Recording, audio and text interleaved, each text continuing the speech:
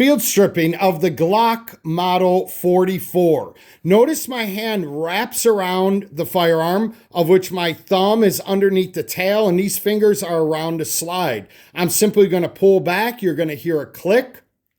As of this point, there are takedown levers, one of which is here, the other is here. I'm going to take my thumb and index finger, grabbing those takedown levers, squeeze and pull down.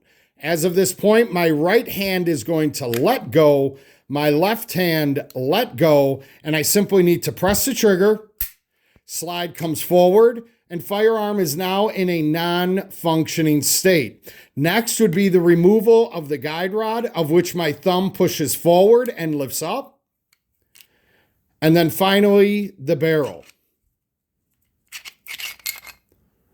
For reassembly, I'm going to take the barrel. Next is going to be that guide rod. I push inward and down. And I'm going to bring the guide rod up to my eyes, bringing it up to my eyes, making sure that it's not to the right or to the left. As of this point, I'm going to line it up a third of the way back, and it should go on relatively smoothly. Never force, never jam. Work the action a few times. I'm confident that the gun has been properly reassembled.